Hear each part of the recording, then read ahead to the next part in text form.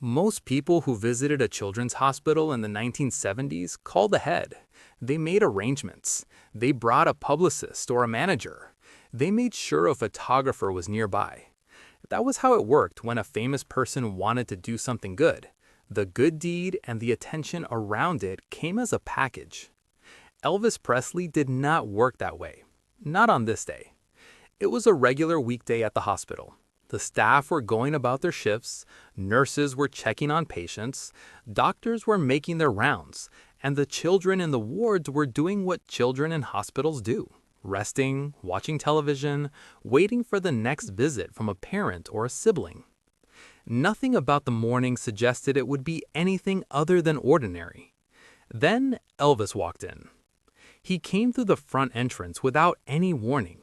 There was no phone call the day before, no letter from his management team, no request to clear a path or prepare a room.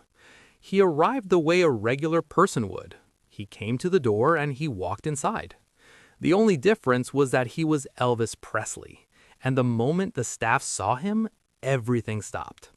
The nurses at the front desk recognized him immediately. That was not a difficult thing to do in the 1970s. Elvis was one of the most recognized people on the planet. His face was on magazine covers, his voice was on the radio, and his concerts sold out arenas across the country. Seeing him standing in a hospital lobby without a single bodyguard beside him was something none of them had prepared for. One staff member later recalled that the first reaction was simple disbelief. People see a famous face and their mind tells them it cannot be real. It must be someone who looks like him. It must be a coincidence. But it was not a coincidence. Elvis stood there in person, calm and quiet, and he told them why he had come. He wanted to visit the children. That was all. He did not want anything else. He had no requests about how the visit should be handled. He did not ask for a private entrance or a separate room to wait in. He did not bring a list of conditions. He asked if he could spend some time with the children in the wards, and he waited for an answer like anyone else would. The staff said yes. What followed was not a planned event. There was no itinerary, no guided tour, no hospital administrator walking beside him with a clipboard. Elvis simply went where he was taken and gave his time to whoever was there. The nurses who were present that day had not been briefed. The children had not been told in advance. There was no preparation because there had been no warning. This is the part of the story that stands out when you hear it.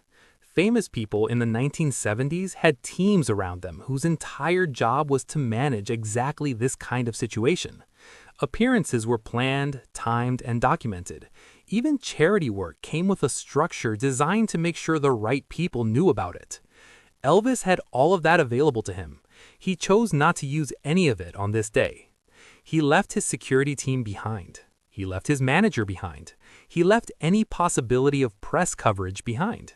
He walked into that hospital as a private person, with no protection and no agenda other than spending time with sick children. The nurse who would keep this story to herself for 30 years was working her shift that morning.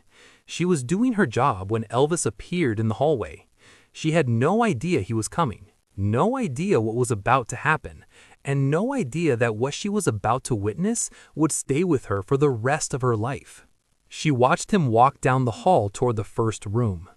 That was how the visit began, quietly, without announcement. Children's hospitals are not quiet places, but they carry a particular kind of stillness that is hard to describe. There is movement everywhere. Nurses walking between rooms, machines running in the background, the sound of a television from somewhere down the hall. But underneath all of it, there is a weight that sits in the air. Every person in that building is there because something is wrong, and most of them are very young.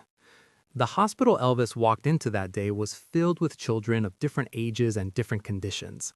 Some were recovering from surgeries. Some were there for long-term treatment that had been going on for weeks or months. Some had been admitted recently and were still adjusting to the fact that they were not going home anytime soon. A few were very sick. Others were in better shape but still far from well enough to leave. The ages ranged widely. There were small children who were too young to fully understand why they were there. There were older children, some in their early teens, who understood exactly what was happening and were dealing with that knowledge in the way that young people do. Sometimes with fear, sometimes with frustration, and sometimes with a kind of quiet acceptance that is hard to watch. For most of these children, the days followed a set pattern. Morning meant medication and breakfast. Then came the rounds. Doctors checking charts, nurses taking readings, the steady business of monitoring and adjusting. Afternoon brought some room for television or a book if the child was well enough to focus. Visitors, when they came, usually arrived in the early evening. Parents, siblings, grandparents. Those visits were the part of the day most children held on to. The hours between could feel very long. The rooms were standard hospital rooms, clean and functional with adjustable beds and equipment along the walls. Some children had drawings or cards from family members taped near their beds. A few had small toys or stuffed animals on the bedside table. These small personal items were the only things that made one room look different from another. The staff worked long shifts and knew most of the children well by name. When you are caring for a child over several weeks, you learn things about them. You learn what makes them laugh and what makes them anxious. You learn which children talk a lot and which ones stay quiet. You learn how to read the room when you walk in. The nurses and doctors in that ward were not just medical professionals. In a real way, they were also the most consistent adult presence in those children's lives during a very difficult time. That morning, nothing had happened to change the routine. The children who were awake were doing what they usually did. Some were watching television, some were resting, some were talking with a nurse or waiting for a parent to arrive. The day was moving along like any other day in that building, predictable, steady, and not particularly eventful. Then the word spread through the ward that someone was here. It did not take long.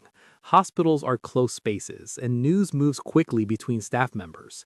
A few nurses knew before others. Some of the older children picked up on the shift in atmosphere before anyone told them anything. The way adults were moving differently, speaking in lower voices, glancing toward the hallway. Something was happening, but no one was sure exactly what. The children who were old enough to know who Elvis was reacted the way you would expect. There was surprise and then a kind of cautious excitement, the kind that comes when something good appears in a place where good things do not always arrive on schedule. The younger children did not know his name or his face. They only knew that someone had come to see them. Someone had walked into their room and sat down and was paying attention to them. At that age, in that situation, that was enough. That was the hospital Elvis walked into. Not a special occasion, not a prepared event, just an ordinary day with ordinary children waiting for something to happen. And then, it did. Elvis did not treat the visit like an appearance. That is the first thing worth understanding about what happened once he moved through the ward. He was not there to be seen. He was not working through a checklist of rooms with a fixed amount of time assigned to each one. He moved at his own pace, and that pace was slow and unhurried because he was paying attention to the people in front of him. He started with the rooms closest to the entrance and worked his way through the ward. A nurse walked with him, not to manage the visit, but simply because someone needed to show him where to go. There was no announcement before he entered a room. He would appear in the doorway, and the child inside would look up, and that was how it began. For the younger children, the first moments were calm. Elvis did not walk in with high energy or a big personality that filled the room before he did. He came in quietly and found a place to sit close to the bed. He spoke at a normal volume. He asked simple questions: what the child's name was, how they were feeling, what they liked to do when they were not in the hospital. He listened to the answers. He did not rush past them to say the next thing. He actually listened. This was noticed by the nurses who were present. When someone famous visits a hospital, there is often a rhythm to it that everyone can feel. The visitor moves through, says the right thing, smiles for a moment, and then moves on. The child gets a brief experience of someone paying attention, and then it is over. Elvis did not follow that rhythm. He stayed in rooms longer than anyone expected. If a child was talking, he let them finish. If a child was shy and took time to open up, he waited. With the older children, the conversations were different. Some of them were teenagers who had been in the hospital long enough to feel the weight of it.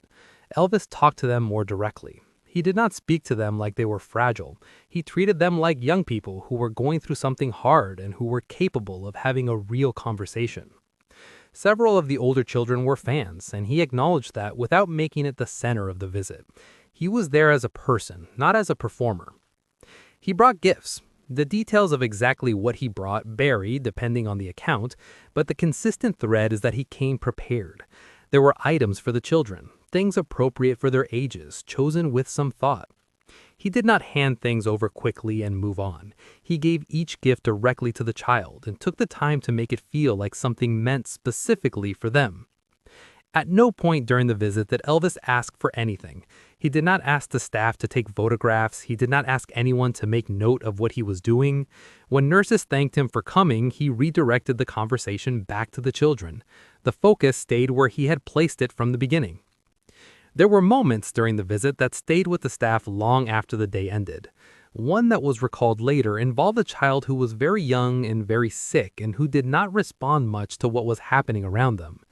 Elvis sat beside that child for a while without saying much. He did not need the child to react or respond. He just stayed. That kind of presence is not something that can be planned or performed. It comes from a person who genuinely wants to be somewhere, not from someone completing an obligation. By the time Elvis moved through the last rooms in the ward, several hours had passed. He had spent real time with each child. The staff had not expected the visit to last that long. He had not mentioned how much time he had or when he needed to leave. He stayed until he had seen everyone. Then he thanked the staff, walked back through the entrance he had come in through, and left the same way he had arrived, quietly, without any fuss, and without asking for anything in return. Among the staff working that day, one nurse was present for almost the entire visit. She moved through the ward alongside Elvis for much of the time he was there, guiding him from room to room, watching how he interacted with each child, and taking in everything that happened from beginning to end. She was not a senior administrator. She was not in a management role. She was a working nurse doing her shift, and she happened to be the person who was there for all of it. Her name was not widely known. She did not seek attention before the story came out, and she did not seek it afterward either. She was, by all accounts, a private person who took her work seriously and kept the details of her professional life close. The children she cared for were not stories to be shared. They were patients, and what happened in that ward stayed in that ward. That was how she approached her job, and it was the same approach she applied to what she witnessed that day. When Elvis left the hospital, she made a decision. She was not asked to keep quiet. Nobody from Elvis's team called her and told her to stay silent. There was no agreement signed, no formal request made. She simply decided on her own that what had happened was not something she was going to talk about. Elvis had come without cameras and without press. He had made a deliberate choice to keep the visit private. He respected that choice. This is worth thinking about because the pressure to talk would have been real. In the years that followed, Elvis became even more of a cultural figure than he already was. After his death in 1977, the interest in his personal life only grew. Books were written, documentaries were made, and people who had known him or spent time around him gave interviews and shared their stories. There was a market for anything connected to Elvis, and a story like this one, a private, unannounced hospital visit with sick children, would have been exactly the kind of thing that people wanted to hear. She said nothing. For 30 years, the visit existed only in her memory and in the memories of the other staff members who had been there. Some of those people may have told the story privately, in quiet conversations with people they trusted. But it did not reach the public. It did not appear in newspapers or magazines. It was not passed along to any of the many people who spent those decades writing about Elvis and investigating his life. The nurse held onto it, and it stayed held. The reason she kept quiet was not complicated. She has explained it simply in the accounts that came out after she finally spoke. Elvis had done something good, and he had done it without wanting recognition. Telling the story would have put into the public space something he had clearly chosen to keep out of it. Even after his death, she felt that his intention deserved to be honored. He did not go to that hospital to build his image. Going public with the story felt like it would have turned the visit into exactly the kind of thing he had gone out of his way to avoid. There was also something more personal in her silence. What she had witnessed was meaningful to her. The children she worked with every day were vulnerable, and the moment Elvis had given them was genuine. Turning it into a public story felt like it would change the nature of what it had been. It had been a private thing, shared between a man and a group of sick children, in a place that most people never think about unless they have a reason to be there. She wanted it to stay that way for as long as it needed to. She carried the memory carefully, not as a burden, but as something she understood the value of. She knew what she had seen, she knew it was real, and she had decided, without being asked, that some things do not need to be announced to matter. For 30 years, she kept that decision. 30 years is a long time to carry a story. It is long enough for the people involved to grow older, for the world around them to change completely, and for the meaning of what happened to settle into something clear and steady. By the time the nurse decided to speak, she was not the same person she had been on the day Elvis walked into that ward. Neither was the world she was speaking into. The decision did not come suddenly. It was not a single moment where she woke up and decided today was the day. It built gradually, the way most important decisions do, through a slow accumulation of thoughts and observations that eventually reached the point where staying silent felt like the wrong choice rather than the right one. Part of what shifted was the public conversation around Elvis himself. Over the decades following his death in 1977, his legacy had been pulled in many directions. There were books that focused on his decline, his health, his dependency on medication in his final years. There were accounts from people close to him that painted difficult pictures. Some of what was written was spare and grounded in real events. Some of it leaned heavily on the darker parts of his story and left out the fuller picture of who he was as a person. The nurse had watched this happen over the years. She had read some of what was written and listened to some of what was said, and she had felt, quietly, that something was missing from the portrait being drawn. She knew something about Elvis that the public record did not contain. She had seen him in a situation that no journalist had covered and no biographer had documented. And the person she had seen in that hospital ward did not match the simplified version of Elvis that had become the dominant story in certain corners of his legacy. That gap bothered her, not in an angry way, but in the way that bothers a person who knows the full truth of something and watches a partial version of it become accepted as complete. She was not interested in defending Elvis or in correcting anyone in a confrontational sense. She simply had information that was relevant, and she was beginning to feel that holding on to it indefinitely was its own kind of distortion. There was also the matter of time. The nurses and staff members who had been present that day were getting older. Memories do not last forever, and the people who hold them do not either. If the story was going to be told at all, it needed to be told while the person telling it could still do so with clarity and detail. She was aware of this in a practical way. She had a clear memory of what had happened, and she wanted that memory to exist somewhere outside of herself before it was no longer possible to share it. She also spoke about the children. The ones who had been in those rooms on the day Elvis visited were now adults, if they had survived their illnesses. Some of them may have carried their own memory of that visit without ever knowing how to place it, or whether anyone would believe them if they described it. A child who tells people that Elvis Presley once sat beside their hospital bed and talked with them for an hour does not always get taken seriously.